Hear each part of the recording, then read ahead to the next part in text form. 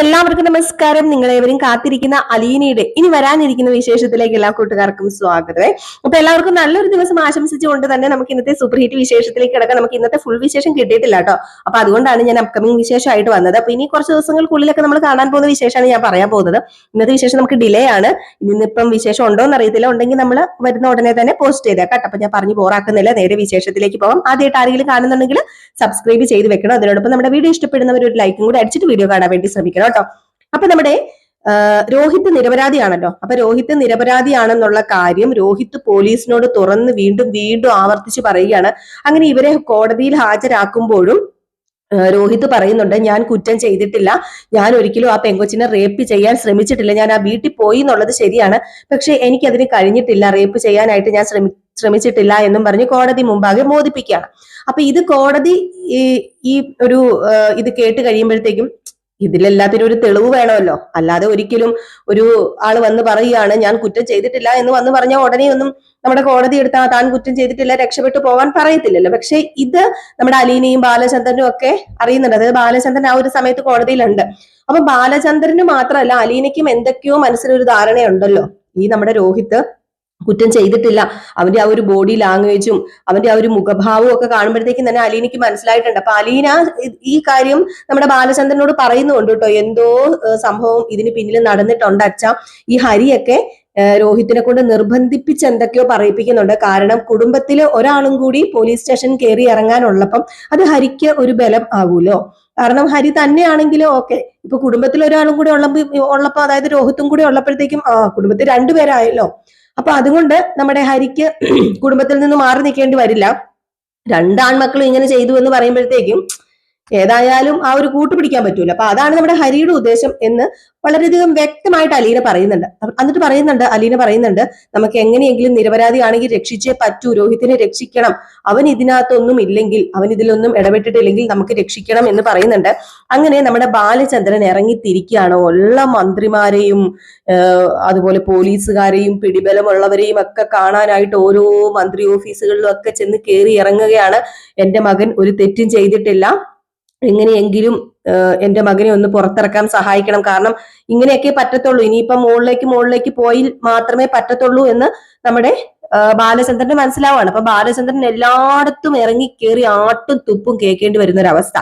ഒന്നാതെ ബലാത്സംഗ കേസാണേ. അപ്പൊ അതുകൊണ്ട് തന്നെ ആരും അടുക്കുന്നില്ല. പിന്നെ തന്റെ മകൻ ബലാത്സംഗം ചെയ്ത ഒരു പെണ്ണിനെ ഈ അവസ്ഥയിലാക്കിയിട്ടിട്ട് പാർട്ടിയിൽ നിന്ന് ഞാൻ ഇറങ്ങി ഇനി രക്ഷിക്കാൻ വന്നു കഴിഞ്ഞിട്ടുണ്ടെങ്കിൽ എന്റെ പാർട്ടിക്കാരെ എനിക്കിത് തിരിയും, എന്റെ മന്ത്രിസ്ഥാനം തെറിക്കും എന്ന് അങ്ങറ്റം വരെ പോയി നമ്മുടെ മന്ത്രിയെ വരെ കണ്ടിട്ട് പോലും രോഹിത്തിനെ രക്ഷിക്കാൻ കഴിയുന്നില്ല. അങ്ങനെ വല്ലാത്തൊരവസ്ഥയിലാണ് ബാലചന്ദ്രൻ. എങ്ങനെ തന്റെ മകനെ പുറത്തു കൊണ്ടുവരും, ഇനി എന്ത് ചെയ്യുമെന്നറിയത്തില്ലാത്തൊരവസ്ഥയിൽ അങ്ങനെ ബാലചന്ദ്രന്റെ ഈ നിസ്സഹായ അവസ്ഥ കണ്ടിട്ട് അലീനയ്ക്കും സഹിക്കാൻ പറ്റുന്നില്ല. മകന് വേണ്ടി അച്ഛൻ ഇങ്ങനെ പോരാടുകയാണല്ലോ. പക്ഷെ അലീനയ്ക്കും വ്യക്തമായിട്ടൊരു ഇതുണ്ട്, തന്റെ ആങ്ങളെ കുറ്റം ചെയ്തിട്ടില്ല എന്ന ഒരു വിശ്വാസമുണ്ട് അലീനയ്ക്ക്. എന്തോ നമ്മുടെ അലീന ആ ഒരു വിശ്വാസം കയ്യിൽ മുറുകെ പിടിച്ചുകൊണ്ട് തന്നെ നേരെ ബാലചന്ദ്രന്റെ അടുത്തേക്ക് ചെന്നിട്ട് പറയാണ്, അച്ഛൻ വിഷമിക്കണ്ട, എനിക്ക് ഇപ്പൊ ഒരു ഐഡിയ എന്റെ മനസ്സിൽ തോന്നുന്നുണ്ട്, അച്ഛൻ ഇനി ഏതായാലും രോഹിത്തിനെ രക്ഷിക്കാനായിട്ട് ഇവിടുന്ന് പുറത്തേക്ക് ഇറങ്ങണ്ട, അച്ഛൻ ഇപ്പൊ ഇവിടെ നിൽക്കുക, എന്നെ കൊണ്ട് പറ്റുമോ എന്ന് ഞാനൊന്ന് ശ്രമിച്ചു നോക്കട്ടെ എന്ന് പറയുമ്പോൾ, മോളെ അങ്ങേ അറ്റം വരെയുള്ള മന്ത്രി വരെ പോയി കണ്ടിട്ട് ഇതൊന്നും എനിക്ക് കഴിഞ്ഞിട്ടില്ല, പിന്നെ നിനക്ക് എങ്ങനെ പറ്റുന്ന നീ പറയുന്നത്, അതൊന്നും എനിക്ക് അറിയില്ല അച്ഛാ. ഏതായാലും ഞാനൊരു കാര്യം തീരുമാനിച്ചു, ശരത്ത് നിരപരാധിയാണെങ്കിൽ രക്ഷിക്കണം, കാരണം അതങ്ങനെയാണ്, എത്ര കുറ്റവാളികൾ രക്ഷപ്പെട്ടാലും ഒരു നിരപരാധി പോലും ശിക്ഷിക്കപ്പെടാൻ പാടില്ലെന്ന് കേട്ടിട്ടില്ലേ. അപ്പൊ അതുകൊണ്ട് തന്നെ നമുക്ക് എങ്ങനെയാണെങ്കിലും, സോറി ഞാൻ ഇടയ്ക്ക് പേരൊന്നും മാറ്റി പറഞ്ഞെങ്കിൽ ക്ഷമിക്കണം കേട്ടോ, നമ്മുടെ ചെമ്പനീർപ്പൂ കണ്ടിട്ട് നമ്മുടെ ശരത്തിനെ കയറിപ്പോ പിടിച്ചേക്കാം. അപ്പൊ അത് വിടാൻ അങ്ങോട്ട് പറ്റണില്ല. അപ്പൊ രാവിലെ നമ്മുടെ ശരത്തിനെ കുറിച്ച് പറഞ്ഞുകൊണ്ട് ഇടയ്ക്കിടയ്ക്ക് ശരത്ത് കയറി വരിക, അതാണ് കേട്ടോ. അപ്പൊ ഒന്ന് ക്ഷമിച്ചേക്കണേ. അപ്പൊ നമ്മുടെ രോഹിത്തിനെ രക്ഷിക്കാൻ വേണ്ടിയുള്ള തത്രപ്പാടിലാണ്. അങ്ങനെ നമ്മുടെ അലീന ഇറങ്ങിത്തിരിക്കുകയാണ്. അപ്പൊ അലീനയുടെ മനസ്സിൽ ആദ്യമായി ഓടിയെത്തിയത് ആ DYSP തന്നെയാണ് കേട്ടോ. അപ്പൊ പുള്ളിക്കാരൻ ഒരു മനസാക്ഷിയുള്ള മനുഷ്യനാണ് എന്ന് നന്നായിട്ട് നമ്മുടെ അലീനയ്ക്ക് അറിയാം. അലീന നേരെ രേവതിക്കുട്ടീനെ വിളിക്കുന്നുണ്ട്. രേവതിക്കുട്ടീനെ വിളിച്ചിട്ട് പറയാണ്, ഇങ്ങനെയാണ് സംഭവം, രോഹിത് തെറ്റൊന്നും ചെയ്തിട്ടില്ല എന്ന് പറയുമ്പോൾ രേവതിക്കുട്ടി വഴക്ക് പറയും, എന്താ അലീന ചേച്ചി പറയുന്നത്, അവൻ ആ പെണ്ണിനെ പീഡിപ്പിച്ച് കൊല്ലാൻ നോക്കിയിട്ട് അത്ര ക്രൂരത ചെയ്തിട്ട് ചേച്ചി ആങ്ങളയുടെ കൂടെ നിൽക്കണമെന്ന് ചോദിച്ചപ്പോ അയ്യോ അല്ല മോളെ രേവതിക്കുട്ടി, ഒരിക്കലും ഞാൻ ആങ്ങളയുടെ കൂടെയോ അച്ഛന്റെ കൂടെയോ അമ്മയുടെ കൂടെയോ ഒന്നും നിൽക്കുന്നതല്ല. എന്തോ എന്റെ മനസ്സ് പറയുന്നുണ്ട് മോളെ അവൻ നിരപരാധിയാണെന്ന്. അവന്റെ ആ ഒരു ബോഡി ലാംഗ്വേജും നിസ്സഹായ അവസ്ഥയും അവന്റെ ആ എന്റെ കണ്ണിലേക്കുള്ള അവന്റെ ആ ഒരു തീഷ്ണതയോട് കൂടെയുള്ള നോട്ടമൊക്കെ ഉണ്ടല്ലോ, എന്നെ ആകെ വല്ലാണ്ട് അങ്ങ് അലട്ടുന്നുണ്ട്. അവന്റെ ആങ്ങളെയൊക്കെയാ ശരിയാ, പക്ഷെ അവൻ നിരപരാധി തന്നെയാണ്. അതെന്റെ ആങ്ങളയുടെ കണ്ണായിട്ടല്ല ഞാൻ കാണുന്നത്, ആങ്ങളേനെ ആയിട്ടല്ല ഞാൻ കാണുന്നത്. അവൻ നിരപരാധിയാണ് എന്ന് അവൻ കോടതിയുടെ മുമ്പിൽ വെച്ചും വിളിച്ചൊച്ചത്തിൽ വിളിച്ച് ഒരു ചങ്ക് പൊട്ടി അവൻ കരഞ്ഞു പറയണമെന്നുണ്ടെങ്കിൽ ആ കണ്ണുനീരിനൊരു വില ഞാൻ കൊടുക്കണ്ടേ?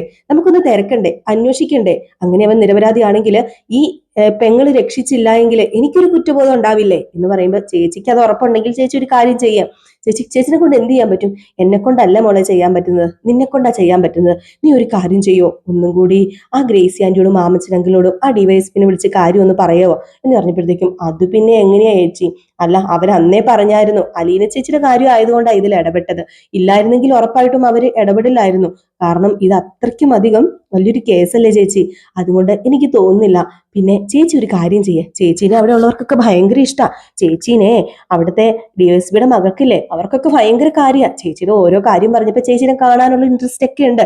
ഏതായാലും ചേച്ചി ആ ചേച്ചീനെ ഒന്ന് നേരിട്ട് പോയി കാണും. ചേച്ചീനെ കാണാൻ വേണ്ടി അവർ നോക്കിയിരിക്കുക. അപ്പൊ അങ്ങനെ പോയി കഴിഞ്ഞാല് ചിലപ്പം എന്തെങ്കിലും ചെയ്യാനായിട്ട് സാധിക്കും. അപ്പോഴത്തേക്കും നമ്മുടെ അലീന ഓക്കെ മോളെ രേവതി എന്നാ പിന്നെ അഡ്രസ്സ് എനിക്ക് താന്നും പറഞ്ഞ് അഡ്രസ്സൊക്കെ എഴുതി മേടിച്ചിട്ട് നമ്മുടെ അലീന രാവിലെ നേരം വെളുത്തപ്പം നെടുമ്പുരയ്ക്കിൽ നിന്ന് നേരെ പോവുകയാണ് എങ്ങോട്ടേക്ക്? നമ്മുടെ കുര്യച്ചന്റെ വീട്ടിലേക്ക്. അങ്ങനെ കുര്യച്ചന്റെ വീട്ടിലേക്ക് ചെല്ലുന്നതിന് മുമ്പ് തന്നെ അലീനയോട് പറയുന്നുണ്ട് കേട്ടോ, നമ്മുടെ ബാലചന്ദ്രൻ പറയുന്നുണ്ട് മോളെ ഇത് വേണോ, നീ ഒറ്റയ്ക്ക് പോകണ്ട, അത് ശരിയാവില്ലെന്ന് പറയുമ്പോൾ ഒറ്റയ്ക്ക് പോയേ പറ്റൂ. ഇതിന് ആർക്കും എനിക്ക് കൂട്ടൊന്നും വേണ്ട, എനിക്ക് നല്ല തന്റെ ഇടം ഉണ്ട്, ഞാൻ പൊക്കോളാം, ഞാൻ ഒറ്റയ്ക്ക് പൊക്കോളാം. പിന്നെ അച്ഛൻ ഒരു കാര്യം നോക്കണം, അച്ഛൻ പുറത്തിറങ്ങരുത്, അച്ഛൻ ഇവിടെ ഇരിക്കാവുള്ളൂ, പുറത്തിറങ്ങാൻ പാടില്ല എന്നൊക്കെ പറഞ്ഞ് നമ്മുടെ ബാലചന്ദ്രൻ എല്ലാം വെച്ചു വിളമ്പി ഉണ്ടാക്കി കൊടുത്തിട്ട് അലീന ആങ്ങളെ രക്ഷിക്കാനായിട്ട് നേരെ കുര്യച്ചന്റെ വീട്ടിലേക്ക് പോവുകയാണ്. അങ്ങനെ അവിടെ ചെന്ന് കോളിംഗ് ബെൽ അടിക്കുന്നു. കുര്യച്ചൻ വാതിൽ തുറക്കുന്നു. ആരാണെന്ന് ചോദിക്കുമ്പോൾ എന്റെ പേര് അലീന എന്ന് പറയുന്നു. അലീനയോ? എനിക്കറിയില്ലല്ലോ, എവിടുന്നാ വരുന്നതെന്ന് ചോദിച്ചപ്പം ഞാൻ പാലായിൽ നിന്ന് വരികയാണ്, എന്നെ നിങ്ങൾക്ക് അറിയാതിരിക്കാം, നിങ്ങളൊക്കെ കാരണമാണ് ഞാനിപ്പം ഇവിടെ നിൽക്കുന്നത്. കാരണം ഇവിടത്തെ കുര്യച്ചൻ സാറിന്റെ മരുമകളുണ്ടല്ലോ, മരുമകളുടെ അച്ഛൻ ഡിവൈഎസ്പി അല്ലേ, പുള്ളിക്കാരൻ എന്നെ രക്ഷിച്ചിട്ടുണ്ടെന്ന് പറയുമ്പോൾ ഓ ഓ ഓ അങ്ങ് പാലാരിവട്ടത്തെ നമ്മുടെ ഗ്രേസിയുടെയും മാമച്ചന്റെയും വീട്ടിൽ നിൽക്കുന്ന ആ പെങ്കൊച്ചിന്റെ കൂടെ ഉള്ളതല്ലേ നീ? ആ അതെ, എന്റെ പേര് അലീന എന്നാ. ആ മനസ്സിലായി, മോള് കയറി വാ, മോള് കയറി വന്നേന്നും പറഞ്ഞുകൊണ്ട് നമ്മുടെ അലീനയും കൂട്ടി അകത്ത് കൊണ്ടുപോവാണ്. വളരെ വളരെ നല്ല സ്വഭാവമുള്ള മനുഷ്യരാണ് കേട്ടോ. അങ്ങനെ കുര്യച്ചൻ കൊണ്ടുപോയിട്ട് അല്ല മോളെ അവര് വിട്ടയച്ചല്ലോ അല്ലേ എന്നൊക്കെ ചോദിച്ചപ്പോഴത്തേക്കും ആ വളരെയധികം ഉപകാരമുണ്ട് കേട്ടോ, എന്നെ വിട്ടയക്കാൻ നിങ്ങളൊക്കെ കൂടിയല്ലേ സഹായിച്ചത്, വളരെയധികം ഉപകാരമുണ്ട്. കാരണം എനിക്ക് ആരും ഇല്ലാത്ത ഒരു അനാഥയായിരുന്നു ഞാൻ, ഇപ്പൊ എന്തോ എവിടെയൊക്കെയോ എനിക്ക് ആരൊക്കെയോ ഉണ്ട്, എനിക്ക് ഒരുപാട് നന്ദിയുണ്ടെന്നൊക്കെ പറഞ്ഞപ്പോഴത്തേക്കും അതെ ഞങ്ങളായിട്ട് രക്ഷിച്ചതൊന്നുമല്ല, മോള് നിരപരാധിയല്ലേ, നിരപരാധികൾ ഒരിക്കലും ശിക്ഷിക്കപ്പെടില്ലെന്നേ, നിരപരാധികൾ രക്ഷപ്പെടുകയുള്ളൂ എന്ന് പറഞ്ഞപ്പോഴത്തേക്കും എന്നാ പിന്നെ ഒരു നിരപരാധിയും കൂടെ എനിക്ക് ചൂണ്ടിക്കാണിച്ചു തരാനുണ്ട്, ഒന്ന് രക്ഷിക്കുമോ എന്ന് ഉള്ള രീതിയിൽ ഇങ്ങനെ ചോദിച്ചപ്പോ അല്ല മോളെ എന്താ പറഞ്ഞു വരുന്നത്? അതെ ഞാൻ പറഞ്ഞു വരുന്നത് വേറൊന്നുമല്ല, അന്ന് ആ പീഡന കേസിലെ 4 പ്രതികളുണ്ടല്ലോ, ആ 4 പ്രതികൾ ഒരാള് നിരപരാധിയാ, അതെനിക്ക് നല്ല വ്യക്തമായിട്ട് അറിയാം. ആരാ നിരപരാധി? അത് ഞാൻ സർവന്റ് ആയിട്ട് നിൽക്കുന്ന വീട്ടിലെ അവിടുത്തെ പയ്യനാ. ഓ അവിടുത്തെ പയ്യനോ? അല്ല മോളി പറഞ്ഞത് സത്യമാണോ? ഈ 4 പേര് കൂടി ആ പെങ്കൊച്ചിനെ ബലാത്സംഗം ചെയ്തു എന്നൊക്കെയാണല്ലോ പത്രത്തിൽ വന്നത്. അതങ്ങനെയൊക്കെയാണ്, പക്ഷെ അവൻ നിരപരാധി തന്നെയാ. അവൻ ഒരുപാട് കരഞ്ഞ് വിളിച്ച് അവൻ കോടതിയിലൊക്കെ പറയുന്നുണ്ട് അവന്റെ നിരപരാധിത്വം തെളിയിക്കാനാ. ഇവിടുത്തെ മരുമകളെ എനിക്കൊന്ന് കാണണമായിരുന്നു, അതായത് കുര്യച്ചന്റെ മരുമകളെ എനിക്കൊന്ന് കാണണമായിരുന്നു. ഞാന് ചേച്ചീനെ കണ്ടൊന്ന് സംസാരിച്ചോന്ന് ചോദിച്ചപ്പോ അതിനിപ്പോ എന്താ, കണ്ട് സംസാരിച്ചോളാൻ പറയാണ്. അങ്ങനെ പുള്ളിക്കാരിനെ വിളിക്കുകയാണ്. പുള്ളിക്കാരിനെ വിളിച്ചു കഴിഞ്ഞ് പുള്ളിക്കാരിനെ ഇങ്ങനെ പരിചയപ്പെടുത്താണ് കേട്ടോ, ഇതാണ് എന്ന് പറഞ്ഞ് പരിചയപ്പെടുത്തുന്നു. ഇങ്ങനെ പരിചയപ്പെടുത്തി കഴിഞ്ഞപ്പോഴത്തേക്കും അലീനയോട് ഒരു ഇൻട്രസ്റ്റ് ഉണ്ട് കേട്ടോ ഇവർക്കൊക്കെ. കാരണം അലീന നല്ലൊരു പെങ്കൊച്ചാണ്, അതായത് മറ്റവര് വന്നിട്ട് നല്ലൊരു വിവരണമൊക്കെ ആണല്ലോ അലീനെ കുറിച്ച് പറഞ്ഞിട്ട് പോയിരിക്കുന്നത്. അപ്പൊ ആ ഒരു എക്സൈറ്റ്മെന്റ് അലീനെ കാണാനൊക്കെ ഉണ്ടായിരുന്നു. അപ്പൊ ആ ഒരു എക്സൈറ്റ്മെന്റ് കണ്ടപ്പോഴത്തേക്കും ആ ഒരു ഭയങ്കര സന്തോഷമാണ്. അപ്പം അലീന അല്ലേ എന്നൊക്കെ ചോദിക്കുന്നുണ്ട്. അപ്പൊ അലീന കൂടുതൽ വിവരങ്ങൾ ഇങ്ങനെ പറയുമ്പോഴത്തേക്കും അലീനയോട് ആ പെങ്കൊച്ച് പറയുന്നുണ്ട്, ആ പെണ്ണ് പറയുന്നുണ്ട്, ഏതായാലും നമുക്ക് നോക്കാം, നിരപരാധി ആണെങ്കിൽ അച്ഛൻ രക്ഷിക്കും, അത് ഉറപ്പാണ്. ഇനിയിപ്പം കുറ്റവാളി ആണെങ്കിൽ അത് ശിക്ഷിക്കപ്പെടുന്നു പറയുമ്പോൾ കുറ്റവാളിയാണെങ്കിൽ ശിക്ഷിക്കപ്പെടണം, പക്ഷെ നിരപരാധി രക്ഷപ്പെടാൻ പാടില്ലല്ലോ, അല്ല നിരപരാധിയെ ശിക്ഷിക്കാൻ പാടില്ലല്ലോ. അതുകൊണ്ട് മാത്രം ഞാൻ സെർവന്റ് ആയിട്ട് നിൽക്കുന്ന വീട്ടിലെ പയ്യനായതുകൊണ്ട് മാത്രമല്ല, എനിക്കറിയാം, കാര്യങ്ങളൊക്കെ അറിയാം. അങ്ങനെ അലീന ആരാണ് എന്താണ് എന്നൊക്കെ നമ്മുടെ കുര്യച്ചന്റെ മരുമകൾക്ക് അറിയാം. കാരണം ആ വീട്ടിലെ സെർവന്റ് മാത്രമല്ല, അവിടുത്തെ ഒരു അവകാശി തന്നെയാണ് എന്ന് അറിയായിരുന്നു. ഏതായാലും ഈ വിവരം അലീനയോട് പറഞ്ഞപ്പോഴത്തേക്കും അലീനയും പെട്ടെന്ന് ഞെട്ടിപ്പോയിട്ട് ഇവർക്കും ആ വിവരം അറിയാലോ എന്ന് ഓർത്തിട്ട് അങ്ങനെയാണ് ഡിവൈഎസ്പിനെ കാണാനായിട്ട് നമുക്ക് നേരിട്ട് തന്നെ കാണാമെന്ന് പറഞ്ഞുകൊണ്ട് പറയുന്ന ഡിവൈഎസ്പിയുടെ മകളും നമ്മുടെ അലീനയും കൂടെ ചെല്ലുകയാണ്. അങ്ങനെ ഡിവൈഎസ്പി ഓഫീസിൽ ചെല്ലുന്നു. ഓഫീസിൽ ചെല്ലുമ്പോഴത്തേക്കും ഇങ്ങനെ ഈ പുള്ളിക്കാരിനെ കണ്ടപ്പോഴത്തേക്കും അച്ഛനെ കാണാൻ വന്നാണോ എന്ന് ചോദിക്കുമ്പോഴത്തേക്കും എനിക്കല്ല അച്ഛനെ കാണേണ്ടത്, ഈ കുട്ടിക്കാന്ന് പറയുമ്പോഴത്തേക്കും ആണോ എന്നാ പിന്നെ ഇപ്പൊ പറയാന്ന് പറഞ്ഞ് അവിടെ നിന്നൊരു കോൺസ്റ്റബിൾ കയറി നമ്മുടെ പുള്ളിക്കാരനെ അതായത് ഡിവൈഎസ്പിയോട് ചെന്ന് പറയുകയാണ് ഇങ്ങനെ വന്നിട്ടുണ്ട് എന്ന്. അങ്ങനെ ഡിവൈഎസ്പി ഇറങ്ങി വരുന്നു. ഇറങ്ങി വരുമ്പോഴത്തേക്കും നമ്മുടെ അലീന പറയുന്നുണ്ട്, അലീനയല്ല ഡിഎസ്പിയുടെ മകള് പറയുന്നുണ്ട് ഇതാണ് അലീന എന്ന് പറഞ്ഞപ്പോഴത്തേക്കും എനിക്കറിയാം ഞാൻ ഓർക്കുന്നുണ്ട്, അന്ന് കുട്ടീനെയല്ലേ ഞാൻ വന്ന് രാത്രി അതെ സാറേ വളരെയധികം ഉപകാരമുണ്ട്, അന്ന് എനിക്ക് നന്ദിയൊന്നും പറയാൻ പറ്റിയില്ല, അപ്പൊ നന്ദി പറയാനാണോ വന്നതെന്ന് ചോദിക്കുമ്പോ അതിനൊന്നും അല്ല വന്നത് സാറേ, എനിക്ക് സാറിനോട് ഒരു കാര്യം പറയാനുണ്ടായിരുന്നു എന്ന് പറയുമ്പോഴത്തേക്കും ആണോ എന്നാ കേറി വാ എന്ന് പറഞ്ഞ് അകത്തേക്ക് വിളിച്ചിരുത്താണ്. എന്നിട്ട് പറയാണ് അത് പിന്നെ സാറേ ആ 4 പ്രതികളുണ്ടല്ലോ അതില് ഒരാള് നിരപരാധിയാ സാറേ എന്നിങ്ങനെ പറയുമ്പോഴത്തേക്കും ഏത് പ്രതിയാ നിരപരാധി?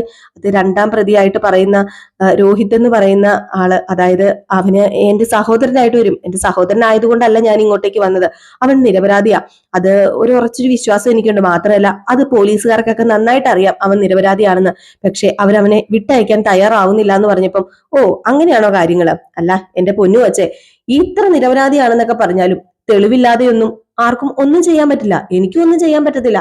അന്ന് പിന്നെ നിന്നെ കസ്റ്റഡിയിൽ എടുത്തത് മാത്രമാണ് ആയിരുന്നല്ലോ, നീ തെറ്റുകാരിയല്ലായിരുന്നല്ലോ. പക്ഷെ അങ്ങനെയല്ല, ആ ചെറുക്കൻ 2ാം പ്രതിയായിട്ടാണ് വന്നിരിക്കുന്നത്. അപ്പൊ പിന്നെ അതിന് വേറൊരു മാർഗമില്ല, തെളിവുകളെ ശേഖരിക്കുക എന്നുള്ളതല്ലാതെ ഇതിന് വേറൊരു വഴിയില്ല. അതൊരു വക്കീലിനെ കണ്ടിട്ട് വക്കീലിനെ വെച്ച് വക്കീലിനോട് സംസാരിച്ച് തെളിവുകളൊക്കെ ഉണ്ടെങ്കിൽ എടുത്ത് നിരത്താൻ പറ, കോടതിയിൽ വാദിക്ക്, അങ്ങനെയാണെങ്കിൽ നിരപരാധിയാണെങ്കിൽ രക്ഷപ്പെടും, അല്ലാതെ എനിക്കിതിൽ വേറൊന്നും ചെയ്യാൻ പറ്റില്ല എന്ന് പറഞ്ഞപ്പം അത് പിന്നെ സാറേ എനിക്കറിയാം എന്റെ ആങ്ങളെ നിരപരാധിയാണ് എന്ന്. എന്റെ ആങ്ങളെ ആയിട്ടല്ല, ഞാൻ പറഞ്ഞല്ലോ അന്ന് അവൻ അവിടെ പോയിരുന്നു ശരിയാ, പക്ഷെ അവൻ തെറ്റ് ചെയ്തിട്ടില്ല, അതവൻ ആവർത്തിച്ച് പറയുന്നുണ്ട് എന്ന് പറഞ്ഞപ്പം അല്ല അവൻ നിരപരാധിയാണെങ്കിൽ അതറിയാവുന്ന ഒരാളേ ഉള്ളൂ, അത് ആ പീഡനത്തിനിരയായ പെങ്കൊച്ച. ആ പെങ്കൊച്ച് മൊഴി കൊടുക്കുകയാണെങ്കിൽ അവന്റെ നിരപരാധിത്വം തെളിയും, അവനെ വെറുതെ വിടും.